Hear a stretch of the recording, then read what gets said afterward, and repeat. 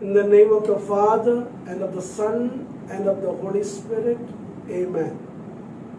The book of Hebrew 10:14.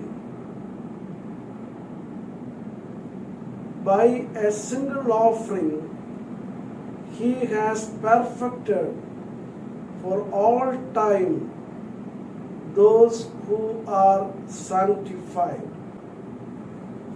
It is through the sacrifice of Jesus we are complete and perfect. Dear friends, we have just started the first day of our online retreat, and I welcome all of you to this Life in Abundance retreat. When you hear the life in abundance, and what does it mean? Life in abundance means we receive the fullness of all the blessing that Jesus handed over for God's people on sacrifice, on the cross. Sometimes some people have a confusion. What does it mean by this life in abundance? When we read in the Bible, Jesus is going through lot of poverty. He is born in a cattle shed. He went through the agony, suffering, rejection. Then how we can compromise the idea, how we can live a life in fullness and abundance. To clarify this idea, we have to know the purpose of Jesus' sacrifice. On the cross, there are 7 divine exchange. I present. This divine exchange means the divine healing, divine blessing, divine transformation that God is bringing from the cross. Number 1, when we look at Jesus of history went through great excruciating pain and agony.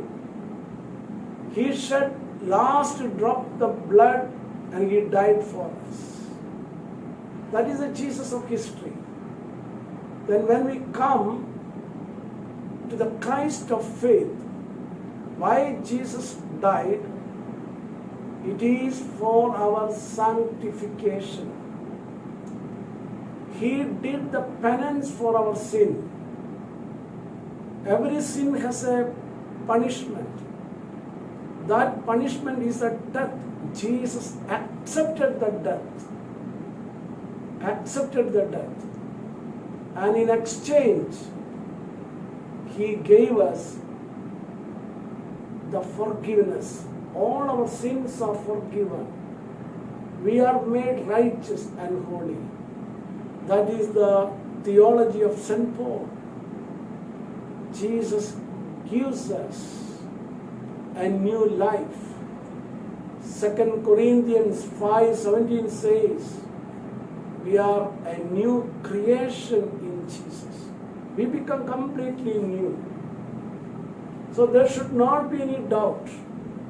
He went through the suffering. Do I have to go through the suffering? You have to be very clear that suffering is for my forgiveness of sin, so that I may live a life of holiness.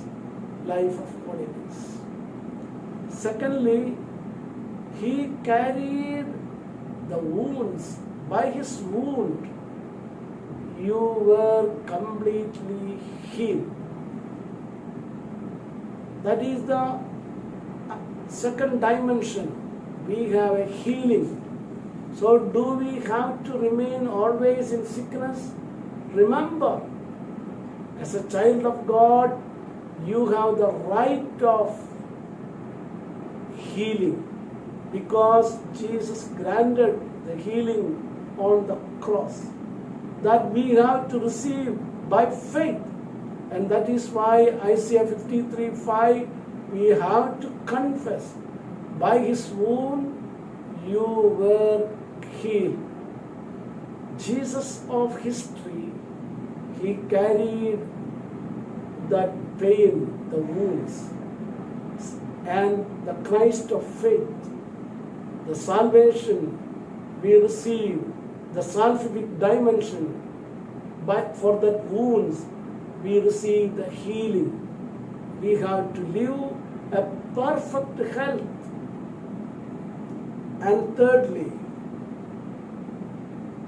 he went through that sorrows. He cried aloud. John 11:34, Jesus wept. He went through the excruciating pain and agony. Feel rejected. El, El, lama sabdani. My God, why have you forsaken me? That rejection, that sorrow, so that you may have eternal joy. You are accepted by the Lord. So that suffering, that sorrow is not telling you, you also sit and cry. And that message it is, Jesus carried the sorrow, so he cried aloud, so that you may have eternal joy, eternal joy. So it is a life in fullness, abundance. You have a forgiveness of sin. You have a perfect health, healing.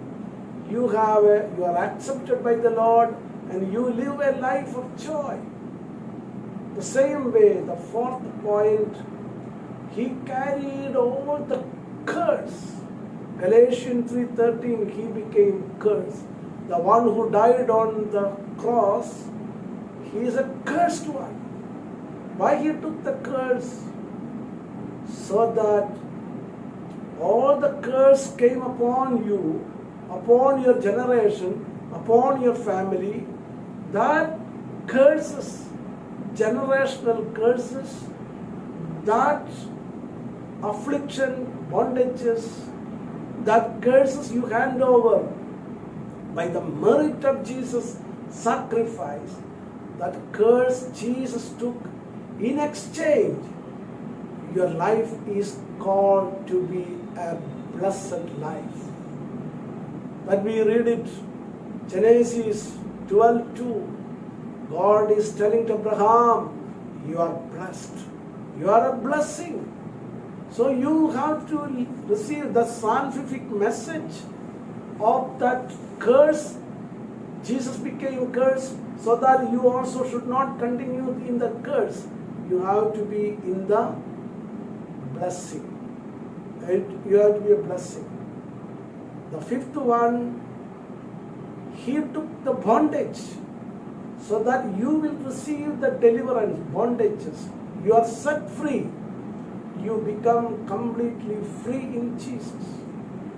The sixth one, he took the poverty so that you live a life in richness.